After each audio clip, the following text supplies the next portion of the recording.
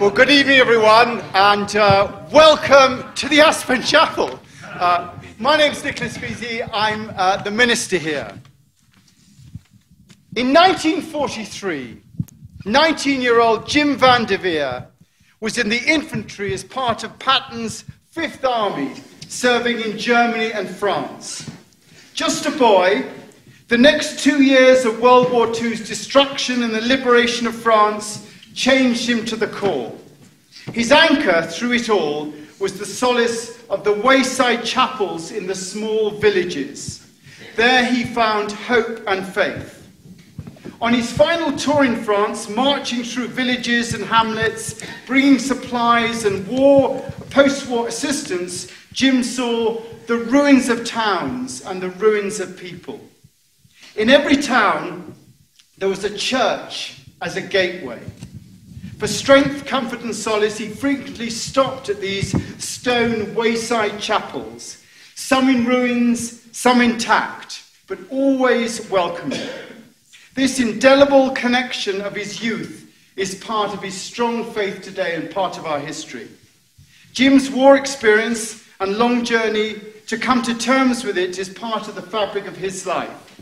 And he didn't share his experiences with his family until 50 years later, when he faced it all while watching the film Saving Private Ryan. The Van der Veer family came to Aspen in the early 50s from Texas and built a home at 4th and Hallam. They began spending about 6 months in Aspen and the rest in Dallas. In the early 1960s, the family bought the Meadowood property and eventually built a home in 1968 to 1969. There they kept horses in the existing barn, and their daughter enjoyed the riding trails reaching out across the meadows and the surrounding valleys. Jim had long envisioned building a stone wayside chapel like the ones that gave him so much comfort in France countryside and in the aftermath of the war. And not long after he bought his Meadowood property, at the entrance to Aspen, Jim donated land for the building of the chapel of the Prince of Peace in 1965. And here we are today. And Jim's daughter, Cindy, is here as well with us, and representing the family herself, and Martin, her husband. So I think just a little round of applause. It's lovely to have you as part of this celebration. For the rest of the story, I'm going to hand over to Greg Anderson, who is the chaplain here for 36 years. Thank you very much for that enthusiastic beginning. I'm very grateful to be here, and thank you all for coming. There's been a number of series of forums about our 50th anniversary, and this is the first one. This first one is be about the building and the architecture of the chapel. Second one will be about the spirituality.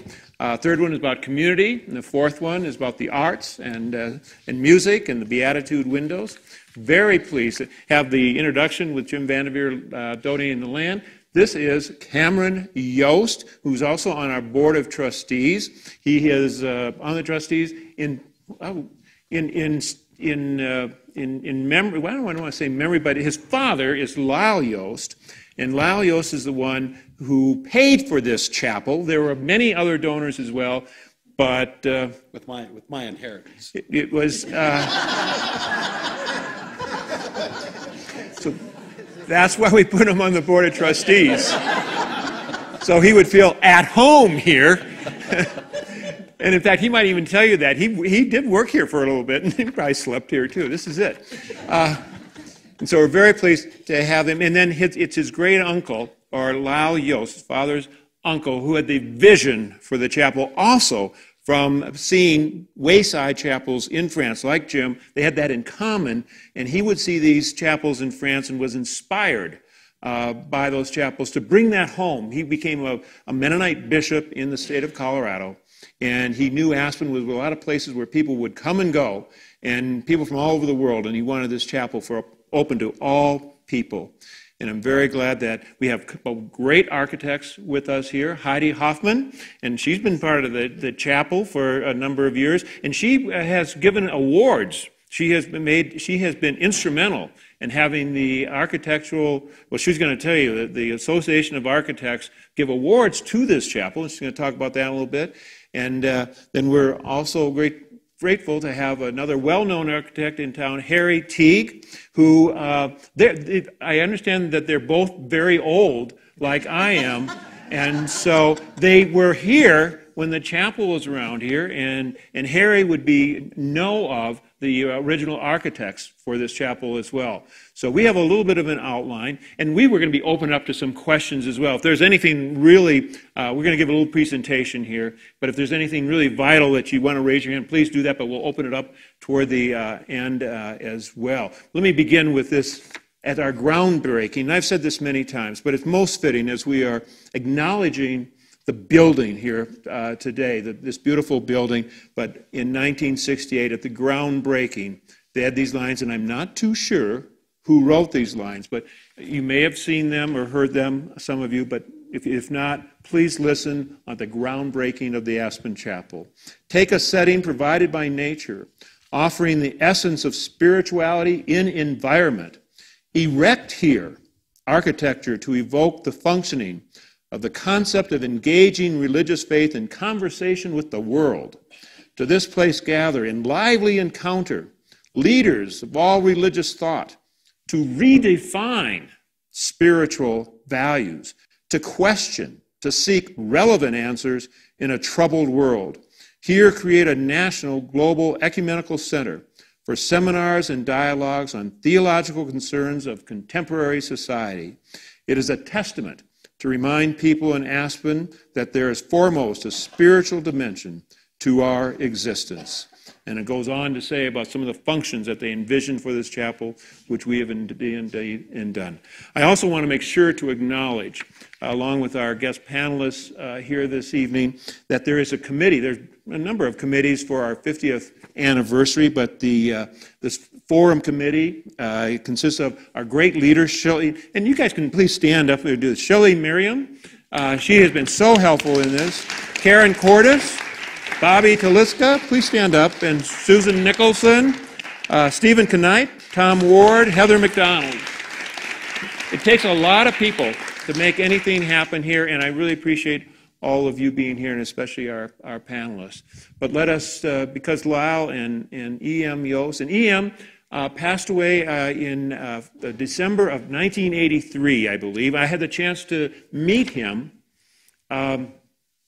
as well a few times, not to talk to him at length, but I did have that. And of course, I was very close to Cameron's father, Lyle. He was just he was head of the board of trustees here for some time, until he couldn't really come up to the altitude. But he was a great man and very giving. And one of the themes, I'm going to stop here in a second, one of the themes is that the innovation that Bishop E.M. Yost had for this chapel for all people, it was way ahead of his time, I believe, and it's certainly relevant for today's spirituality.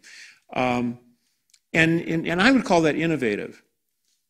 Cameron's father, Lyle, was able to financially support this building of this place because of his incredible innovation in harvesting, mostly harvesting wheat.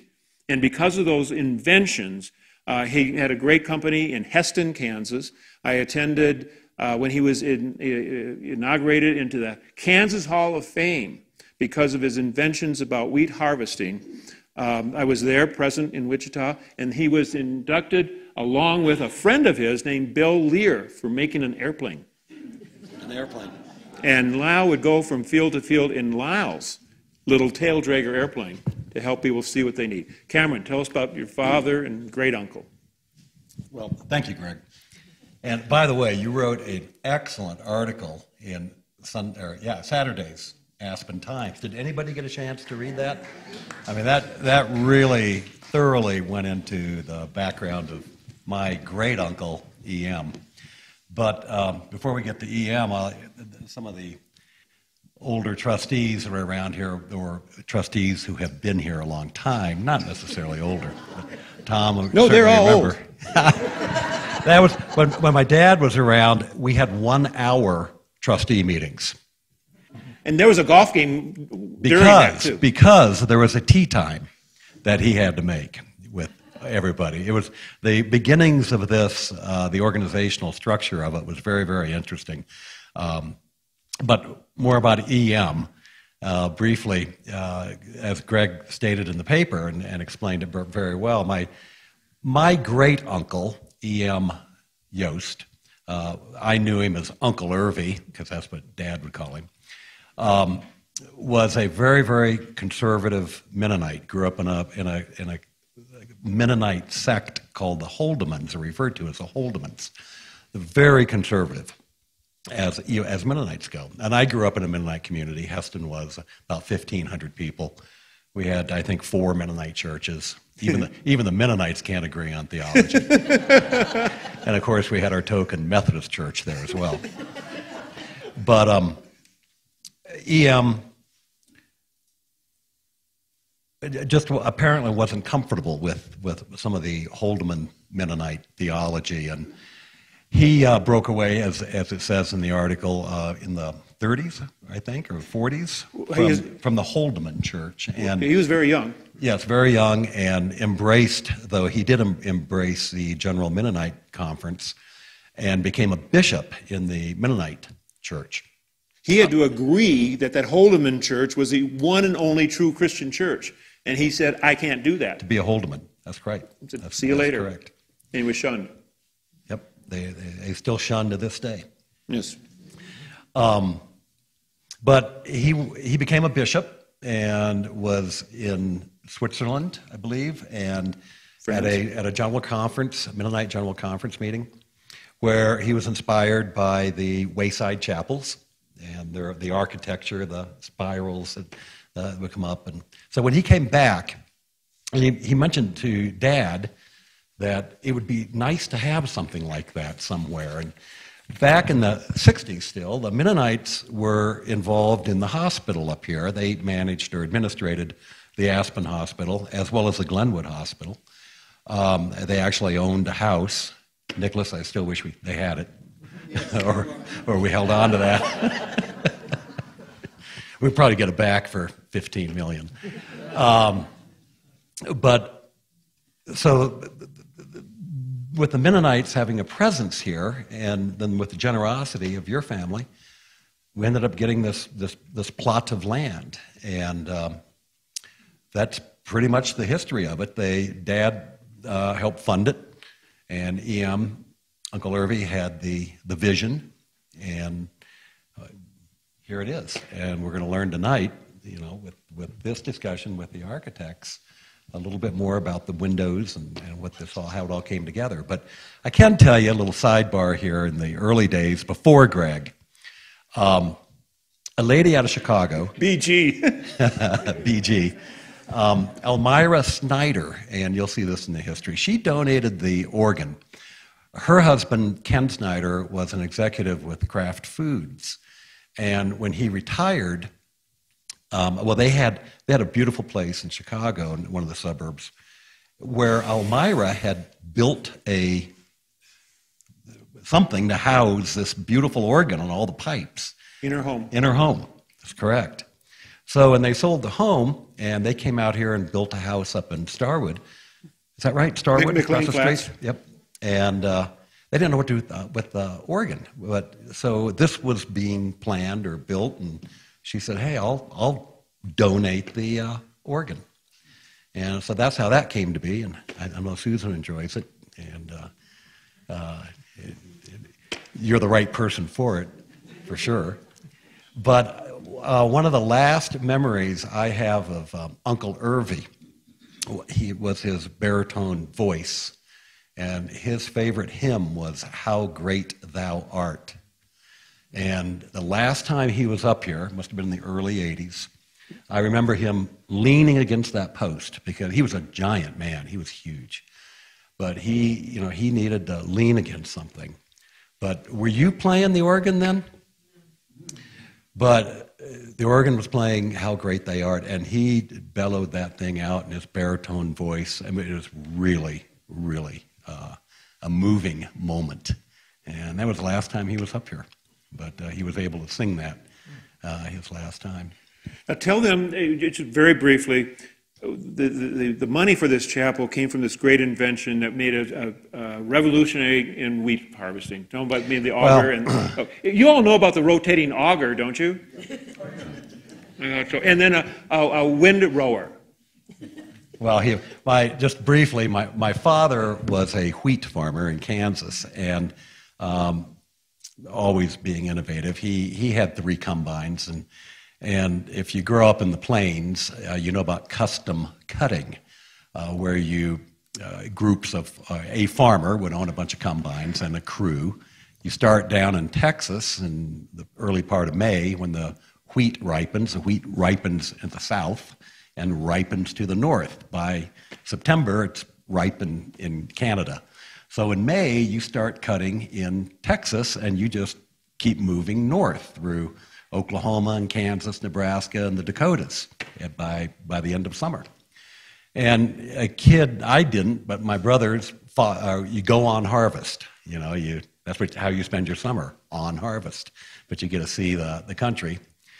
So he took his 3 combines and went on harvest. But instead of coming into a community and parking them, which I remember when I was a kid during harvest time, people would be parked at all these different lots, all these combines would be parked, and farmers would go up to them and say, hey, I got 40 acres I need you to cut.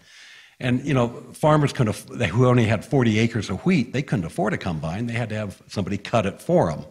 So, and payment was often a part of the harvest. You get 10% of what comes off that field for the custom cutter. That's how he got paid. Well, Dad would never want to leave his combines parked, waiting for someone to come hire him. He just couldn't tolerate it. So he had a little Cessna 140, which is a little tail dragger with that stick between your legs. He'd fly ahead of his combines, lining up work. So his combines would literally not stop cutting. And of course, if they broke down, he'd fly into the largest, the town to buy a new radiator or a belt or whatever it needed, and fly back out and land in the field, always keeping those combines going. Well, back in the day, you had to stop the combine once the bin got loaded up with grain. You'd have to stop the combine. Trucks would come up under it, the grain truck. You'd open a chute, and all the grain would dump into that truck. And the whole thing took 15 minutes, maybe. But the combine wasn't moving. That drove my dad nuts. So he actually was he wasn't really an inventor, but he did come up with this idea, and Aidan Holdeman in Heston had a machine shop and made a auger going down a pipe. It was that's basically what it was. It was a pipe, with an auger through it. So when it turned, it would pull up that wheat out of the bin and dump it into the trucks. So the trucks could drive alongside the combine. And you've all seen that probably when you've seen people farming. That's how this chapel got built. Well, that was that, and then from there it went, So, and then he started making little farm implements to add to your combine. And then eventually it grew and grew from a machine shop in Aidan Holdeman's garage to the New York Stock Exchange. So, there's about 1,500 people in Heston, and he employed about 3,000. Well, that's right. There were 3,000 people employed there. And that was always important to him, to keep the people. In the 70s, there was the price of beef, cattle went way down. And the ramification, the ripples of that really impacted the farm equipment manufacturers, and that's when the consolidations all started. But Heston survived. It was purchased by Fiat, believe it or not. Fiat, we're getting into things that have nothing to do with the chapel. But Fiat had manufactured, it's the second largest tractor manufacturer in the world. Heston did not have a tractor, but it had 2,600 dealers across North America. Fiat had no presence in North America. Would love to have 2,600 dealers. They could sell their tractor in North America. So that was a pretty good fit. Fiat and Heston got together, and Fiat ended up buying Heston. But now it's owned, and then they sold it, and now it's owned by a company called Agco out of Atlanta, which owns J.I. Case and Massey Ferguson and all these little farm equipment companies that many of you may have heard of. But anyway, that's enough about Dad. Now, you worked here for a summer or so. Summer of 1971, came out here. Almira was the director. There really wasn't any programming, except maybe on Sunday morning there might have been a Christian service here. But I lived down in Woody Creek, and I was going to school, going to college, and anyway, I would clean the chapel during the day. I'd hang out here all day, and when tourists would come by, I'd tell them about the windows, which we'll learn about tonight, the Beatitudes. And I was the tour guide. I was the custodian and tour guide at the time. But it was very, very quiet in this building back in the day. And then Greg cranked it up, and Nicholas just put it on a rocket ship. And with all the activities that go on here every day now, I know the founders would be really, really happy to the way it's make it very clear that they were very desperate. It was the first 7 or 8 years were pretty quiet. They certainly were doing a lot of things, but not like they envisioned. And they were very desperate. And they may get this local guy might help. And I'm serious. When I say they were desperate, they were desperate. Yeah, they needed and they didn't have any money to pay anyone. I said, "Oh, it's okay. Well, I don't have much either, so we'll just do our best and try to generate something." And that's how I did get there out of their desperation, which was a great. I had no idea I'd end up being here so long. But let's go to Harry next thing, because the George Hennigan and Daniel Gale, who I was able to meet a couple times, and I might say not long, but I've had conversations with them in the past. They're no longer living. I did ask George Hennigan, is he proud about the chapel? And he said, very proud. And I'm also very proud of my home that I designed in Hawaii. Those two things are some of my favorite.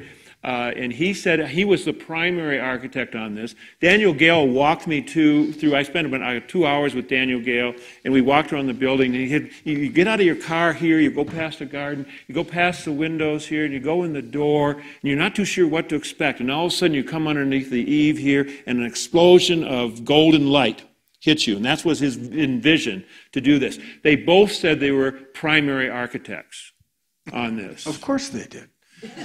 They're architects. And Harry is old enough to know them. Tell us about them. Well, I can't say I really knew them terribly well. I knew George a little better because when I spent a year here right in between college and grad school working for Fritz Benedict. And George was working there also. As people probably know, Fritz was studied with Frank Lloyd Wright. And so he attracted other people that were attracted to Frank Lloyd Wright's type of architecture. And George was one of those.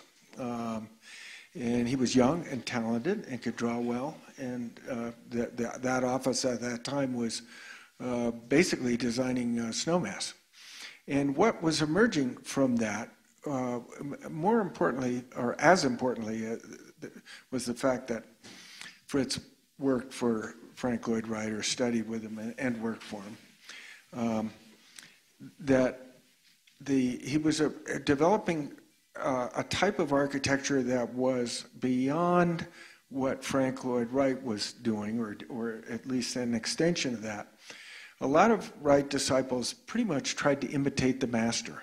They didn't try and really do anything terribly innovative.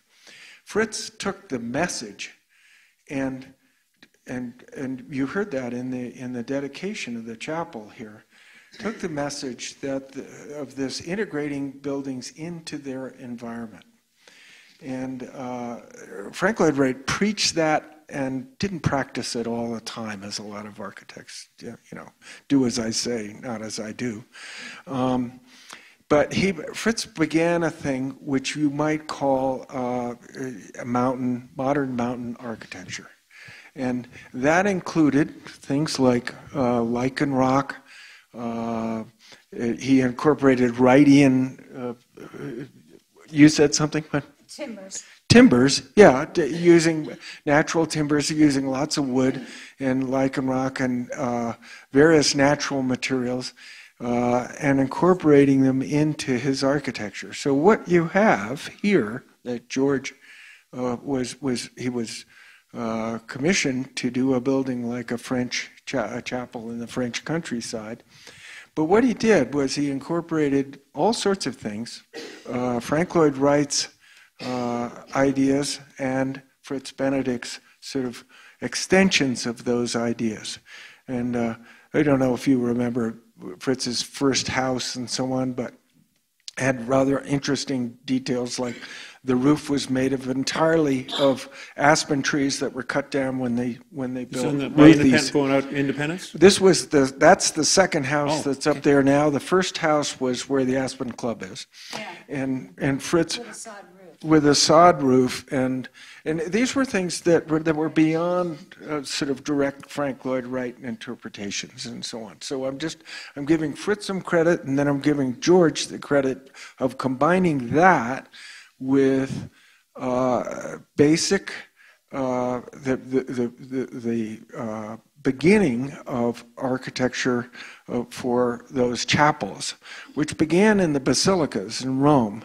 The Christians had to worship underground in where the catacombs are, and they had to worship in secret, and so they would go down into these caves and so on. And what emerged from that was a basic shape, and this may have I wasn't born that long ago, so I don't really know for sure firsthand, but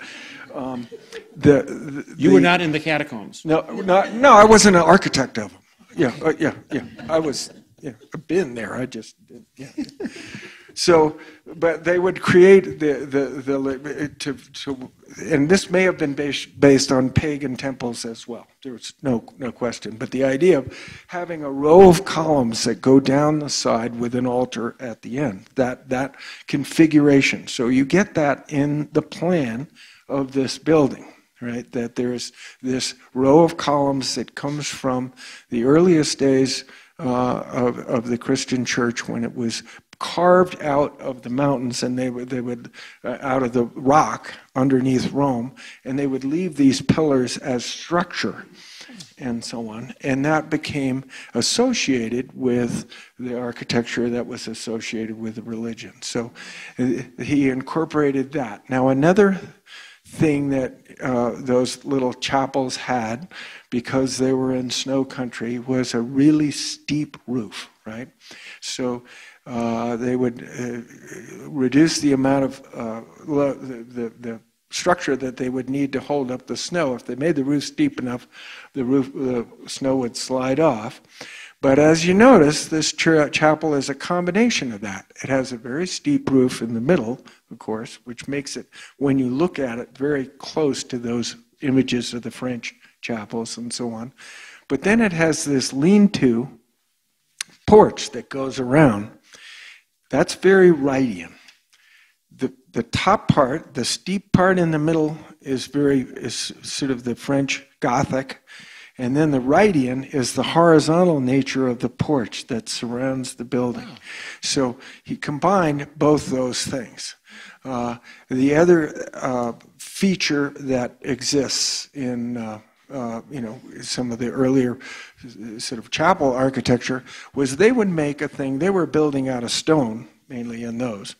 And they would make very often they would support and brace the columns that line both sides in order to get the height that they wanted. We all probably are familiar with French Gothic cathedrals whose height soars out of sight over your head and brings you to your knees. No matter what religion you are, you get in that space and you can't help but feel it, and you get this huge association between the space and the place that you are and what you're supposed to be thinking of at the time. Right, so that make that connection.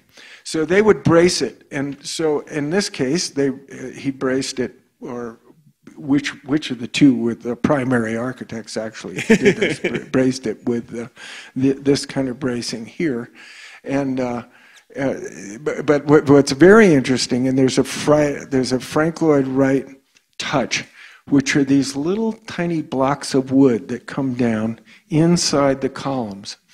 Now, again, the French Gothic architects figured out that they had stone columns, and they tried to make those columns feel as light as possible.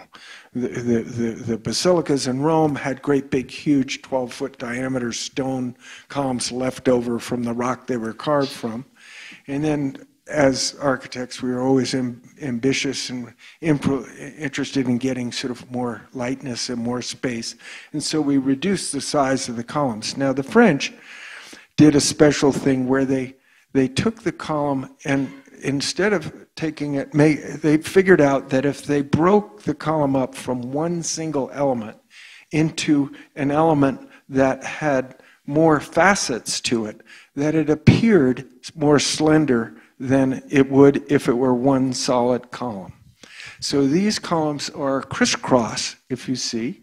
I don't know if the cross is actually a symbol, but I was just going to add that with the French Gothic, to make those members or those columns feel lighter and more open and airy, they put the structure on the outside, and they were called flying buttresses. But that's, if you see that architecture with the structure really bracing the whole building so the interior could be, right, as you said, and a little bit of that goes on here. So if you see these columns, Heidi's right on target there.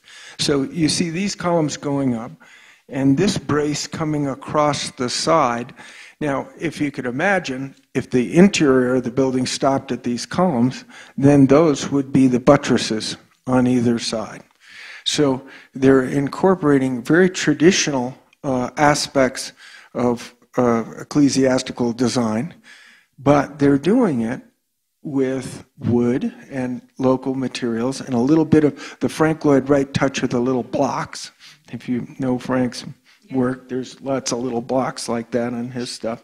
So that was a little bit of ornamentation in order to lighten up the columns.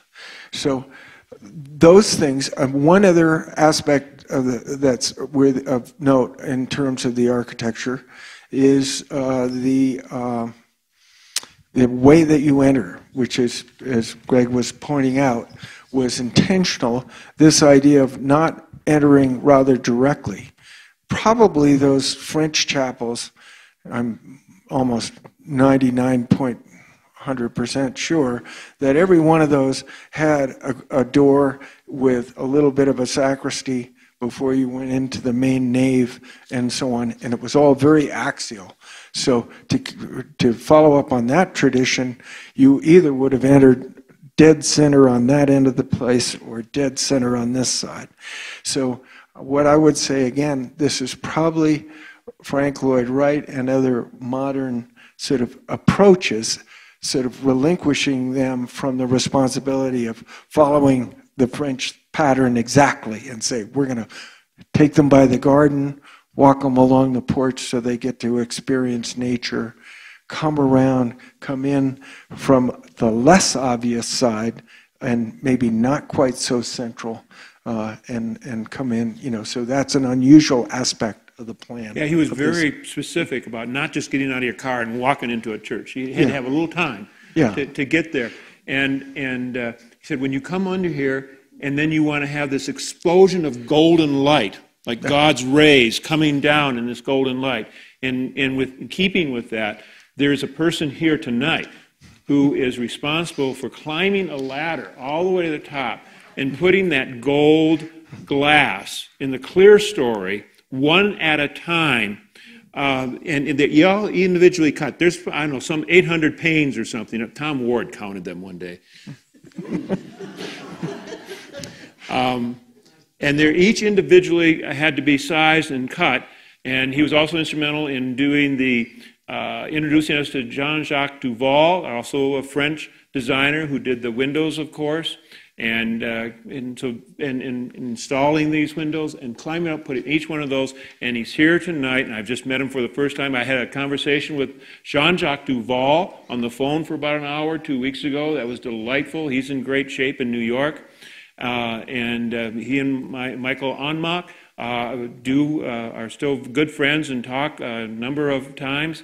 And I just met Michael Onmont for the first time tonight. Let me introduce you to him. He's the one who did those windows. Michael. All right, Michael.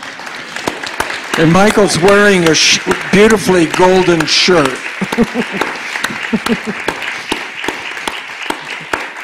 We've got one broken up there a little bit later tonight. Should we fix it? Yeah, if you don't mind, we could do that. To tell you the truth, there was one that it was outside there, and we were throwing some snowballs, and somebody broke one up there. I think it was me. But we have some of that glass downstairs. We got it fixed.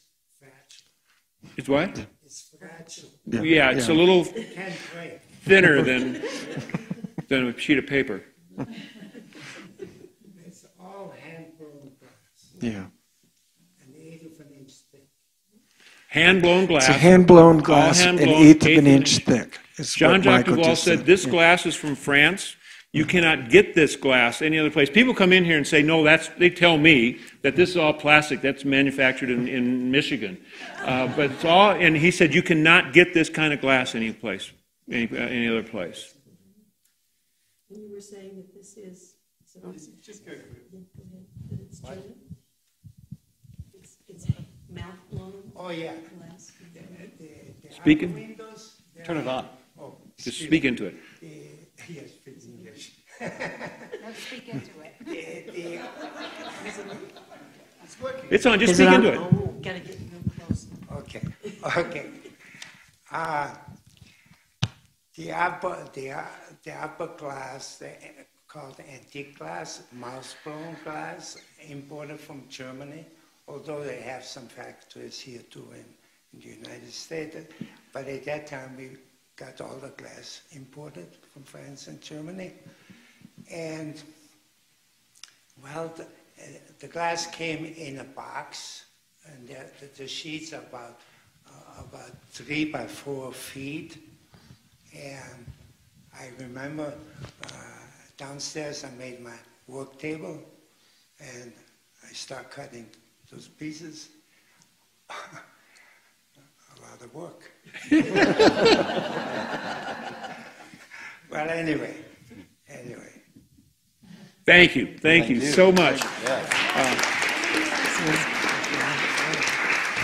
And Harry, I'm so grateful of all those details and that influence that you have said there.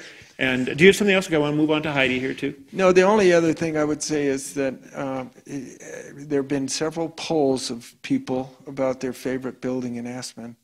And we're always in the running, but we always lose out to this building.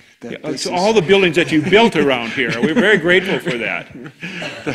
that many of the buildings we are on the list at least, but then people get to this, and this tops the list every time. But you have done a few nice things around town. Thanks. Not as nice as this, but pretty nice, you know.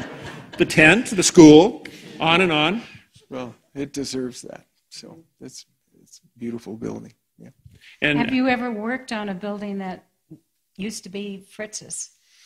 Well, I unfortunately had to take one down. I know. I took one down by Herbert Bayer and one down by Fritz and so on. Yes. So this is always trouble. But you get a building that is no longer suited for what it's suited for. And I would say that that's one of the things about this. I'm a believer in architecture that it can really make a difference in people's lives, and that it is a combination of the poetry of the place and the functionality of the place, and that the longevity and affection that people have for this building is because, you know, this is architecture that is working. It's architecture that has accommodated, and I know it's not fixed in stone, to make a bad pun, but it's basically with modifications, as those ancient chapels did too. You know, it continues to serve a combination of functions as gathering place, as community, a monument to the community.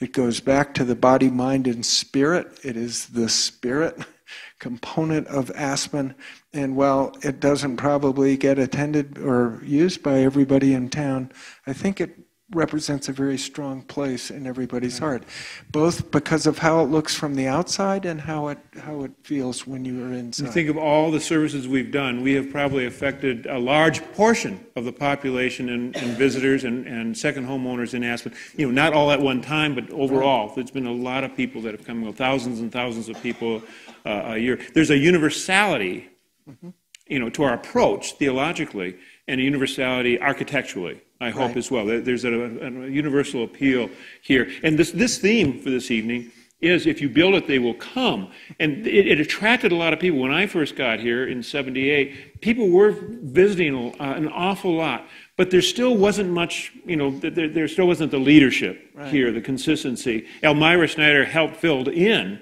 but she wasn't looking for another job at the time.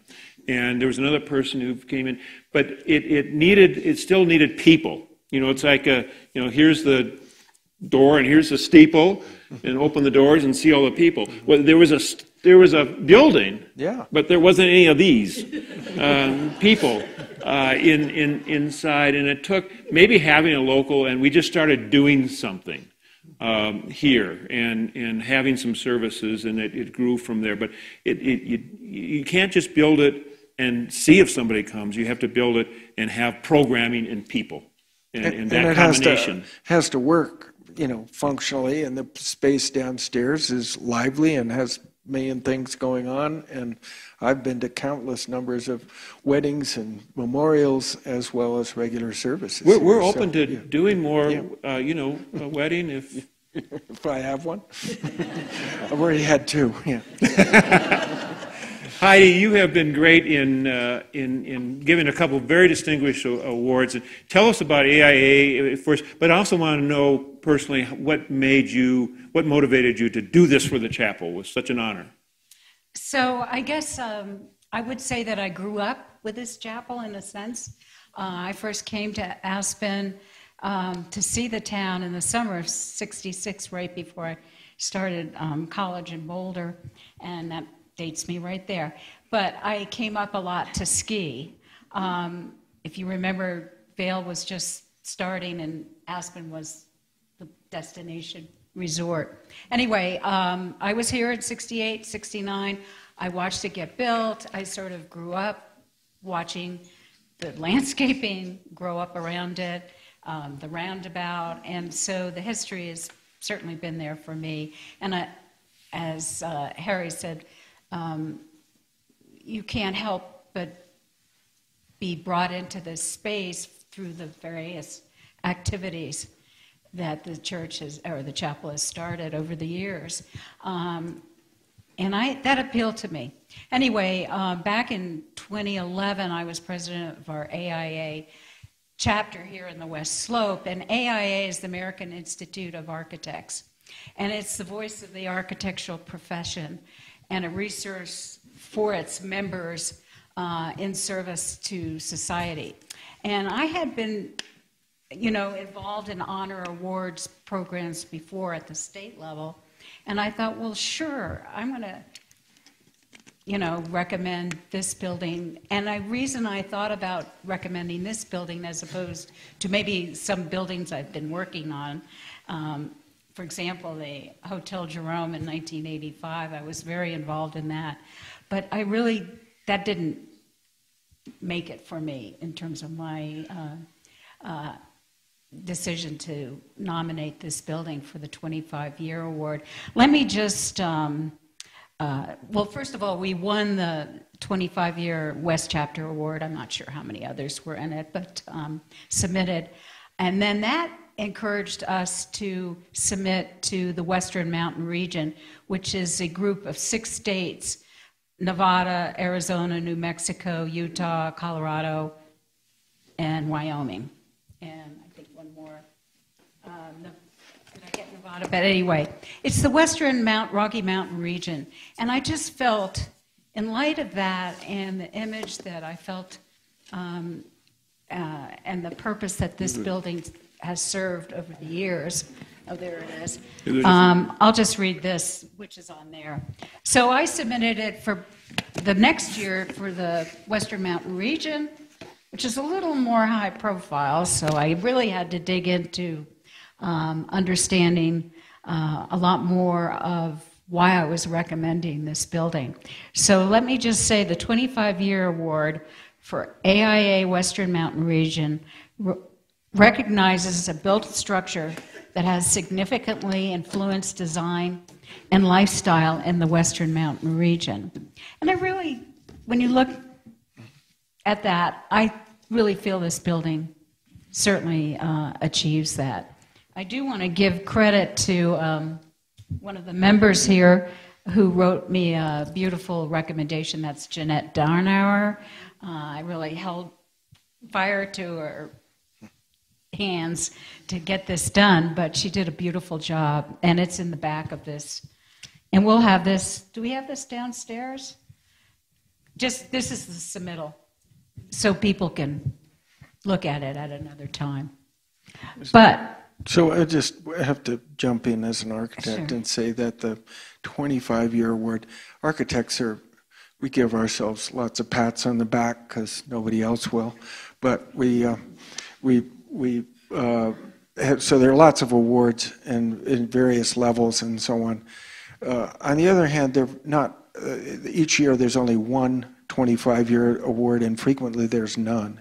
Mm-hmm. And actually getting that award is probably the most important award that can be given for a building that the AIA gives, because it recognizes that not only that the building is important architecturally, but that it has legs. It's done this for a long time, and it's served its community for a long time. So that it's a huge distinction. I really thank you for submitting it, for one, Heidi. That's You're really welcome. great. Yeah, yeah. thank you. Anything else you wanted to add to that, Heidi? Not really right Okay. now. All right. Well, we've got some other things. We are trying to follow the theme of the past, the present, and in the future. We're going to talk about the future here in just a moment as well. But we have this French connection. Isn't there a movie called French Connection? Yes. We have this French connection, with, now I have just really recently learned about Jim's connection there, and of course EM was at a World Mennonite Conference in France, and then a World Council of Churches in Geneva, Switzerland. And your mother was the one who told me, imagine him coming home in the airplane with a bigger vision in his mind. And it wasn't easy. This was not built by the Mennonites. It was a couple Mennonite individuals, but it was never a Mennonite church. And when I first got here, everyone told me it's a Mennonite church and it's for sale. It had not been too active in the past. And realtors would come by and show it. And I said, well, if you do, the money goes to me. But no. They did, but I said, no, it's not for sale. And it never has been for sale. But it needed some programming to it. Now, the other French connection is in Tours, France. There is a cathedral that is where Saint Martin was in the 6th century, and he was known for cutting his cape in half to give to someone who was in need of warmth outside of the gates of the city. And that cathedral in Tours, France, created a special building on the side of the cathedral, attached to the cathedral, to house this cape. And in France, it's called capella. And that capella means cloak. And that became the capella room in honor of venerating Saint Martin. And that word capella in English slowly became chapel. And that was, again, a French connection. And so when people ask what my title is, I am a cloakroom. And Nicholas, this is now handed down to you. You are part of a cloakroom attendant. So when you hand coats out to people, know that that's the title of chaplain. That's what a chaplain means, is a cloakroom Tip well. attendant. But anyway, that is that French. That's where the word chapel comes from, as a small building outside, next to the cathedral to venerate that cloak. Capella. New job description. Now, so that being said, this building, I don't know if this building would get approved by our city councilmen there, or other planners. I see we have government people. I know Snowmass wanted to build a steeple, and they wouldn't let them. The Snowmass Chapel. Do you remember that? Yeah, yeah. They would not necessarily let them have a steeple. Do you think this would get approved today? I want to also add, in my 37 year, or even more than that, and 40 now, I'm still helping out a little bit. Thank you. I have never heard anyone say anything bad about the chapel. I've only heard great things about this building and the chapel. I've never heard anyone say, well, that's a real ice. Everyone loves this chapel. I've never heard anything. I think everyone loves the chapel. Iconic. Huh? Iconic is the first thing you see It is iconic. after the No question about mountains. it. Right, and how fortunate it is, serendipitous, that this happens before you hit the S curves, because at that point you can admire the building and think how wonderful Aspen But is. before long, we won't be able to see it from down there. The trees are going to grow up all around it. Anyway, I do, the nature of the image, and it is basically a Christian image that I think the chapel has done, and the administration of it has done a great job in making it much more universal, and that's really, but the imagery is obviously one of That but article, that marked, and I'm just saying, those chapels were used for pilgrimages.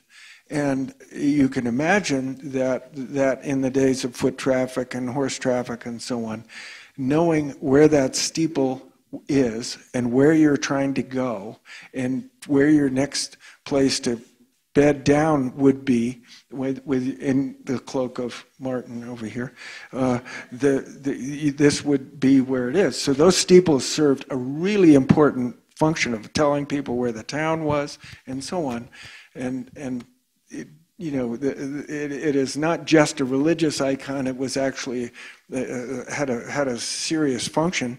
You've heard of the expression, for the horse race, the steeplechase. The whole idea was to race your horses to the next steeple and so on. That was that whole thing happened. So it's a really important icon for a town, as you said, icon. And so you have to. Let you say whatever, but I'm just saying, it no longer serves that function. But as Snowmass was dying for a steeple, I think Beaver Creek was dying for a steeple. I mean, they don't have what this town has, which is this prominent, beautiful spot, absolutely pivotal at the confluence of all the valleys. I mean, you think of it, it's the confluence of all the valleys, and having this point, if you were designing this from scratch, this is where you'd put this.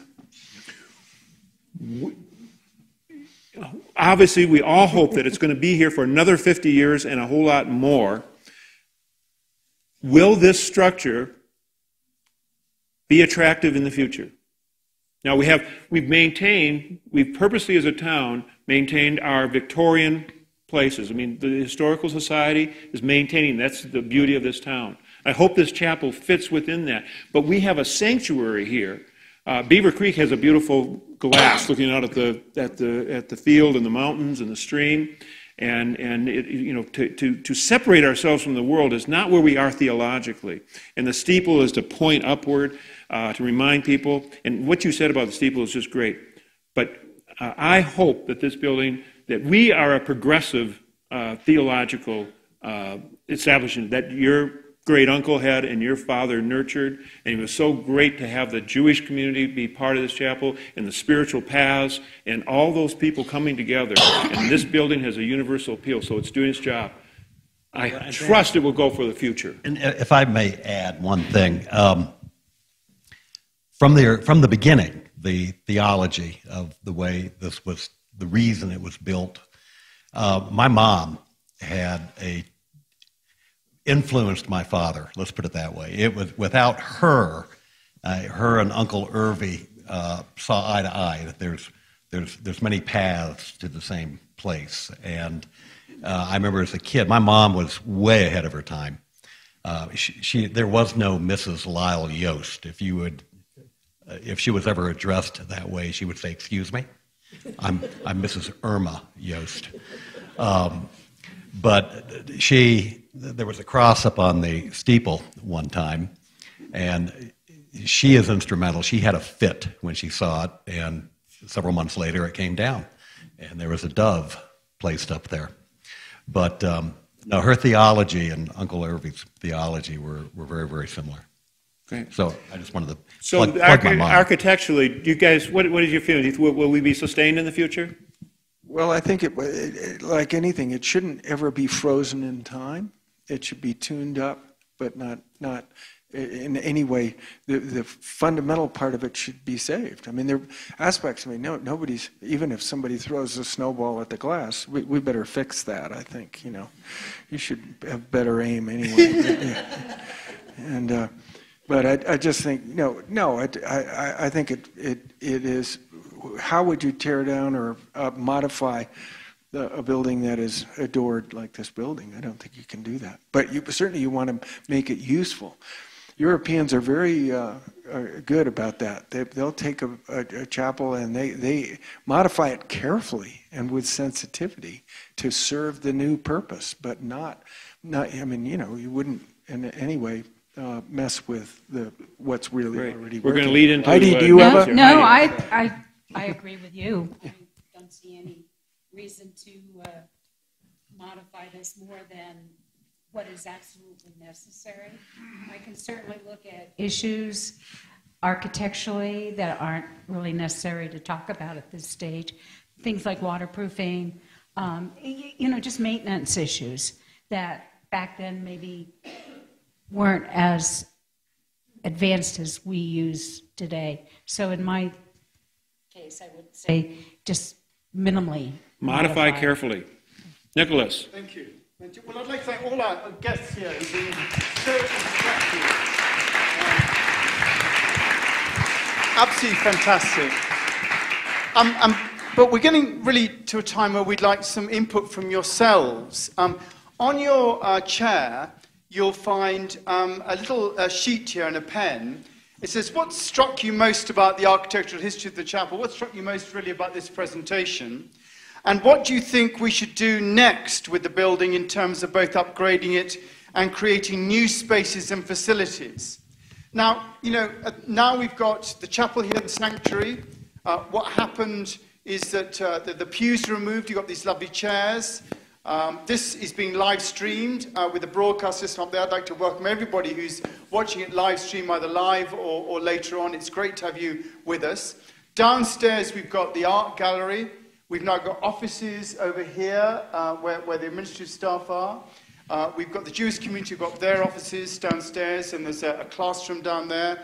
So there are a whole load of things that are all the way around the building. And what I'd like to, I'm going to open it up for anybody to say anything they want to about the building itself and make any suggestions. But what I'd like you to do, if possible, is also, while that, is to write your information down. I'm going to just steal this microphone here, if that's okay, and give it to... Turn it on.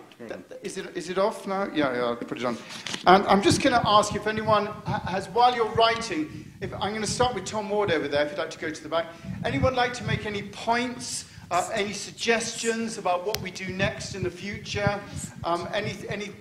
Tom, you start. I just have a couple little trivia things that might be interesting to people. The steeple is 110 feet tall, and the view from the windows up there is fabulous. When Greg put the snowball through the windows, we decided we probably should repair them, and we found over 90 broken windows up there, probably from just movement of the building over the years. So we ordered the glass. It's in a wooden crate downstairs, and we repaired all the windows. Michael's going to do it now from now on. Michael, I'm going to come up back there. And... Great. Thank you, Tom. That's brilliant. Anybody else like to make any points about anything, either the presentation or about the chapel itself? Anyone like to say anything? Yes, Bruce here. Thank you. And take the microphone because we need for the live stream. Testing, okay. We sort of imagine at some point we might be able, because of the cost of housing here and so forth, to build additional structures on the lot. Do the architects have any advice on how we should do a stealth? Good question. You know, augmentation to the space here? Lots and lots and lots of advice. No, we'd love to help with that And you'll send problem. the bill later on. Right, exactly. No, I think certainly it should happen. There's a great tradition of that. There's all sorts of cases where, in a lot of the precedents for the chapels that we keep talking about in Europe and England too, sir. Yes. There are, parish houses and various, abbeys and whatnot, rectories and all sorts of things that accompany the building, and I think it can be done really sensitively. There's no reason that wouldn't help, and add to the complex. Well, if anyone feels that we aren't looking for a rectory at the moment, if everyone wants to invest, and we're looking at giving away the naming rights, if you'd like the naming rights. It could be called the Smith Rectory, if you like, whatever your name is. So, Well, yes. the one question I had about that, because I was thinking about that since I've talked to a few people, but I'm curious, the lot, where is the site envelope? Well, I guess I should back up. I think the land has been sort of bifurcated with paths Well, I think and roads and... Your question would probably take 30 minutes to answer and would involve 4 lawyers at the moment as Right. well. But there is a clear space that is going to be delineated as we're really near to signing a deal as to what that is, and there will be various spaces that are available. We're giving various little bits, which include the cycle paths, and we're gaining other bits that will enable us to create plots in that. So that's what's happening. So. Good, yes. So we go to Jeanette, and then we'll come to Cataline.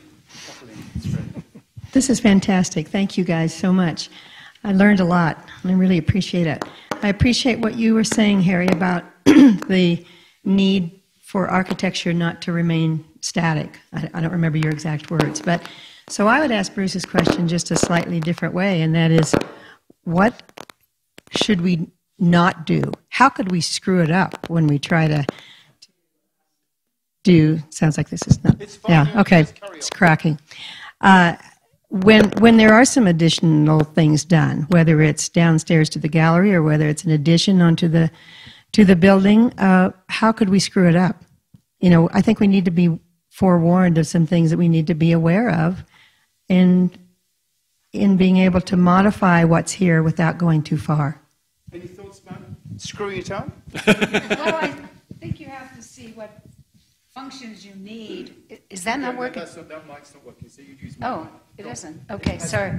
Oh, it has been. Okay. So I guess I would, I kind of lost my thought there. So how do we not screw it up?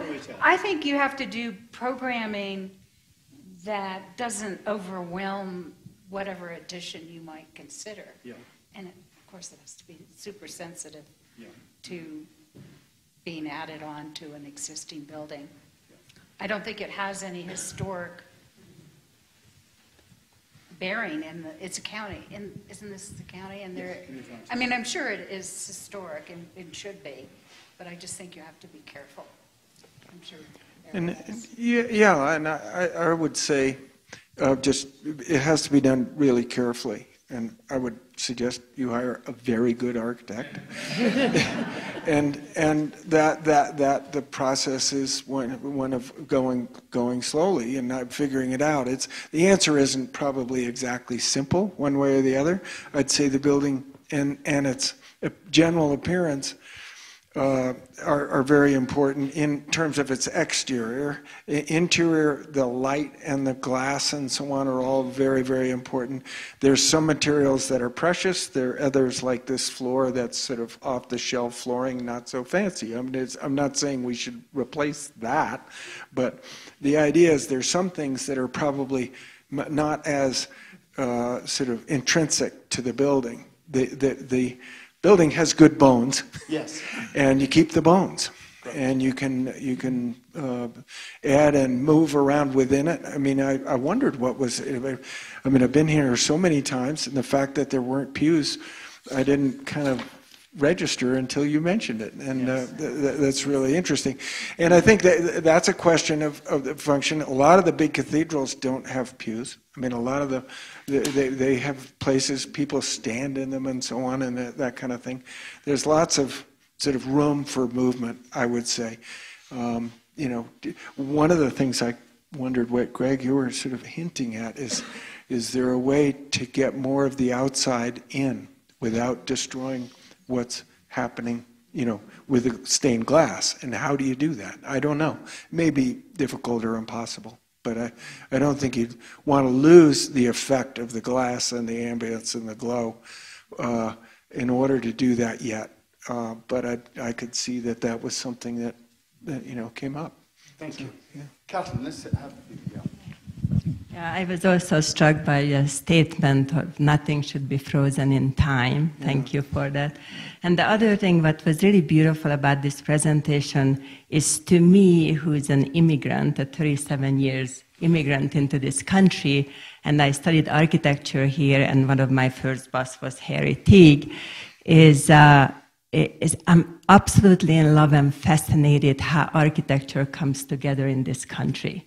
You know, like the stories of the people, like, you know, and the finances, and somebody just really liked something while they were in Europe in World War II. You know, and it's also a type of confusion in architecture. I remember, like, in the early 90s, we were doing a project at Harry Teague's office called Learning from Leadville. Do you remember that? And there is something, so my point I'm trying to make is there's something extremely sentimental and beautiful about the history and the elements. And I'm also a firm believer not to be frozen in time. And I think whatever is going to happen is going to be part of that texture that is already here. And the other thing I just wanted to say that in terms of downstairs, the gallery space, and the kids' room, and the other offices, they don't really have any identity. You know, that could be anywhere. That could be in, you know, like, they are just room. They don't really have any sense of space. They don't particularly relate to the, you know, to the upstairs. I mean, I think there's tremendous amount of room for improvement. You know, and in terms of, to me, what's also fascinating, and it's really beautiful, it's definitely a place as you enter into Aspen, you know, like, this is the chapel, and it's also where, you know, you have all these wonderful, you know, diversions.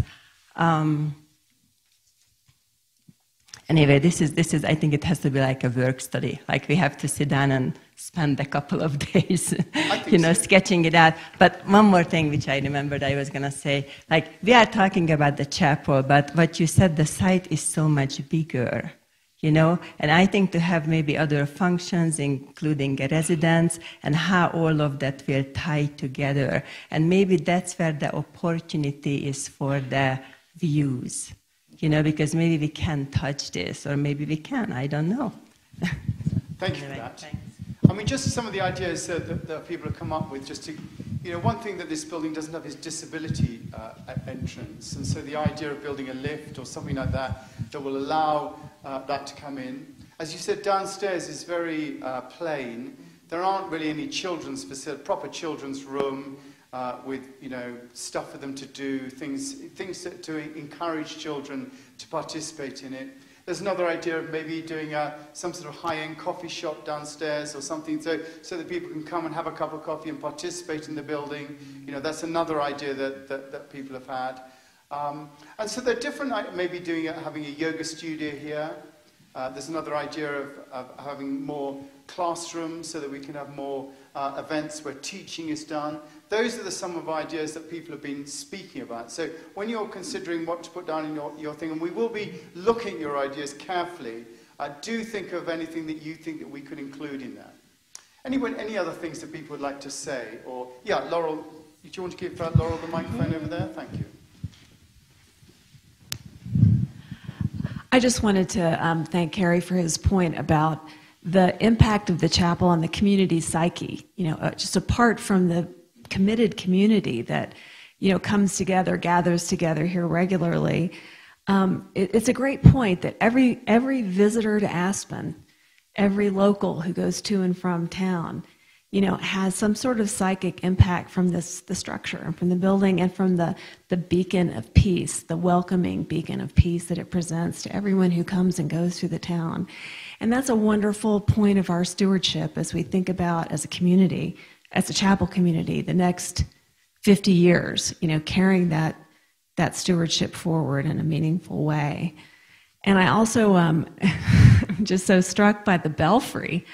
I never really looked at it the way I'm looking at it now after this discussion. And I'm wondering, A, why I've never been up in it, and B, why we haven't been raising money with brunch in the belfry. I think it would be the hottest ticket in town, and I'm coveting it myself. I think I'll get Tom Ward to answer that, because I think the belfry at the moment... Are you talking about the tower? Yeah, the tower. Yeah, there's a reason why people don't go up there, isn't there? Because it's.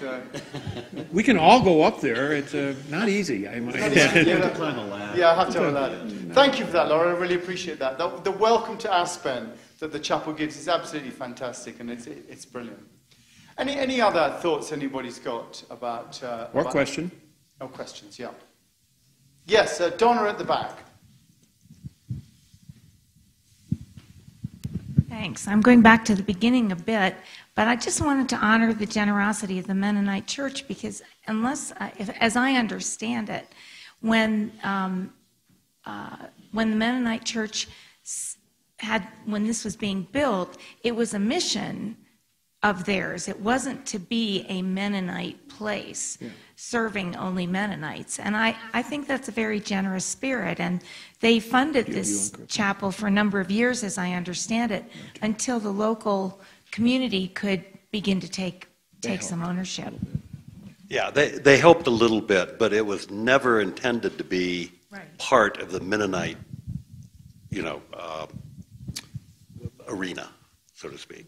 But Cameron's father would say that the Uncle Irvy took criticism as a Mennonite minister here in Denver, and what's he doing at the end of his life? He was still kind of with the Mennonite church. What's he doing on building this independent chapel? But his vision was so important to have a chapel for everybody that he had to go beyond just being Mennonite, and that was a great vision. And I believe we are honoring that the best of our ability. Thank you. Well, I'm not going to pass this around and ask for money, which is normally what happens in a chapel.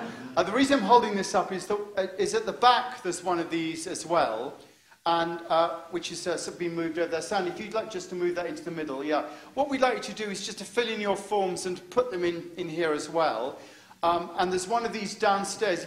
Downstairs, we'd like to invite you all to come down for a reception, and there is a table.